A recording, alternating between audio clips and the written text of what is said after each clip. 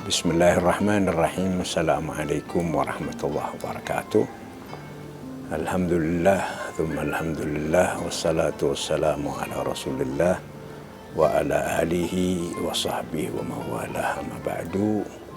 Pemirsa Digital Andalus yang berbahagia, baik yang sudah pernah mengenal ataupun belum, mari kita panjatkan rasa syukur kita kehadirat Allah yang sampai detik ini, saat ini kita kesemuanya masih terkaruniai umur panjang, bisa bertemu dengan bulan yang paling mulia, Sayyidul Syuhur, bulan yang paling diharap-harapkan oleh umat Muhammad SAW, termasuk juga disebut bulan-bulan panen bagi umat Sayyidina Muhammad.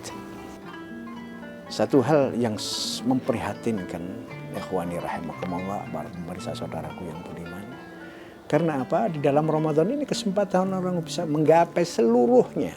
Yang tidak punya amal bisa menyalip kepada orang yang punya banyak amal. Sampai-sampai ikhwani tidak panjang waktunya. Di dalamnya ada Lailatul Qadar.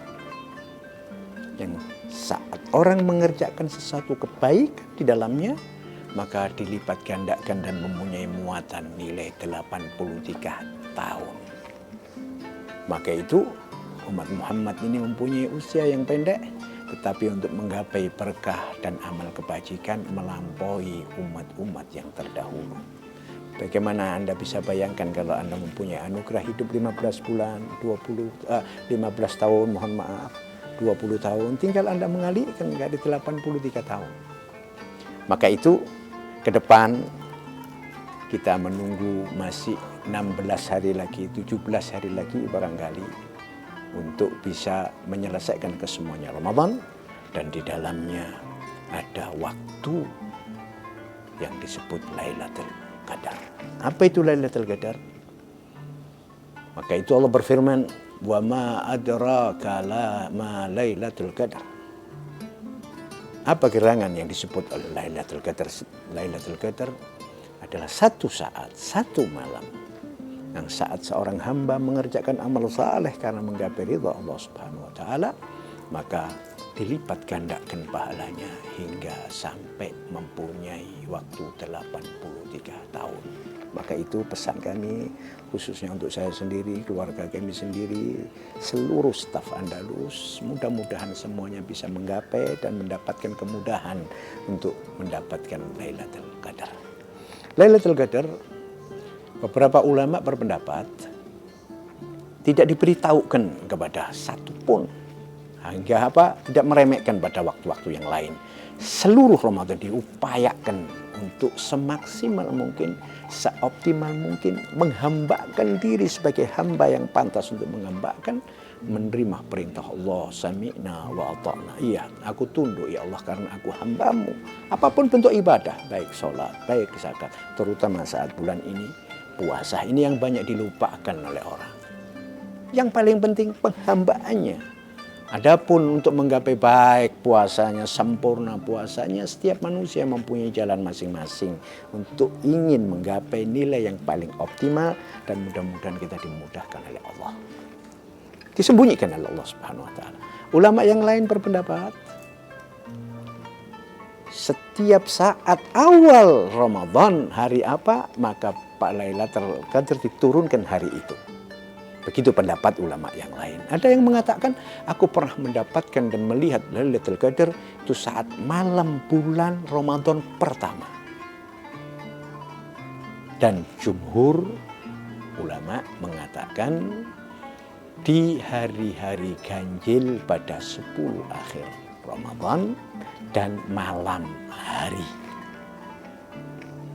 Lebih tepatnya lagi, malam 27 Ramadan. Maka itu ada tradisi, ada satu adegan yang sangat luar biasa, terutama di Mekah saat malam 27 Ramadan, mereka meyakini saat itu turunnya Lailatul Qadar, maka penuh sesak Mekah Al-Mukarramah, seolah tidak ada celah untuk orang duduk bersilah dari penuhnya, dan kesemuanya berharap mendapatkan Lailatul Qadar.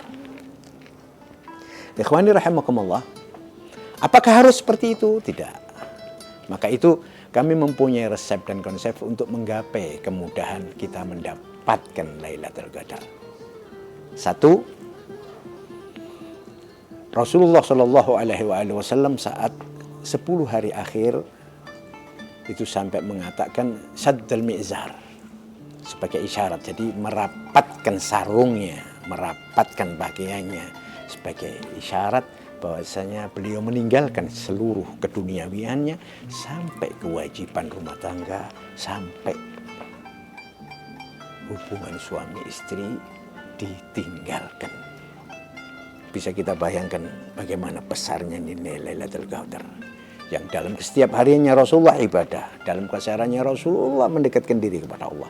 Dalam aktivitas apapun, baik mahdha ataupun sosial masyarakat, Rasulullah semua pertalian ingin menggapai ridha Allah, itu tujuan tertingginya. Tetapi saat 10 akhir Ramadan, beliau melebihkan lagi. Ini sebagai renungan kita, agar kita termotivasi, terinspirasi dari kehidupan Nabi Muhammad Sallallahu Alaihi Wasallam. Maka itu ikhwan rahimakumullah, beliau selalu iktikaf di dalam masjid saat 10 akhir Ramadan. Tetapi paling mudah untuk kita yang dalam kesehariannya kita masih lalai, masih lupa. Tetapi bagaimana cara untuk mendapatkan Lailatul Qadar dengan mudah?